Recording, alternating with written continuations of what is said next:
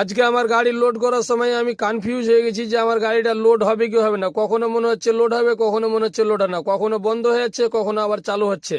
তো কিসের জন্য এটা হচ্ছে পুরো ভিডিওটা দেখেন, তাহলেই বুঝতে পারবেন। তো হ্যালো গাইস, আমি আপনাদের দিলওয়ার ভাই, যে ট্রাকের ভিডিও বানাই এবং ট্রাক চালাই। তো আজকে আমি ভুট্টাটা লোড করছিলাম হরিশ্চন্দ্রপুরের বারোদুয়ারিতে খড়গপুরের উদ্দেশ্যে।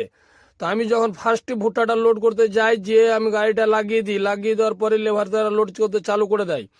তো মোটামুটি আমার 20টা বস্তা মতো গাড়িতে লোড হয়ে যায়। তো 20টা বস্তা লোড হওয়ার মধ্যে মধ্যে যে দাদা বোমা মারছিল, ওই দাদা কিন্তু 10টা বস্তা ছেঁটে দেয়, মানে মালটা খারাপ তার কারণে ছেঁটে দেয়।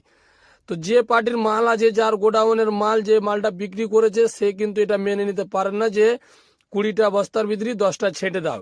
তার জন্য গাড়িটা লোডিং বন্ধ হয়ে যায়। ফের আবার ফোনে কথা বলে কার সাথে কথা বললো, এবার ফের চালু হলো। ফের চালু হয়ে আমার 50টা মতো লোড হলো, ফের বন্ধ হয়ে গেল, মানে ফের ছেঁটেছে, তার জন্য বন্ধ হয়ে গেল।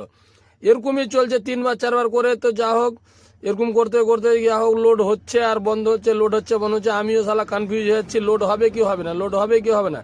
লোড যদি না হয় তাহলে আমাকে অন্য কোথাও ফের যেতে হবে। তো লোড চালু হওয়ার আগেই আমি কিন্তু পাটাতনে এরকম করে তিরপাল বিছিয়ে দিই, কারণ কেননা আমার পাটাতনটা যেটা আছে ওটা কাঠের পাটাতন, তার কারণে যদি বৃষ্টি হয় তো চাক্কার জলে তলের মাল ভিজে যাওয়ার সম্ভাবনা আছে। তার জন্য আমি এরকম করে পাটাতনে তিরপাল বিছিয়ে নিয়েছিলাম।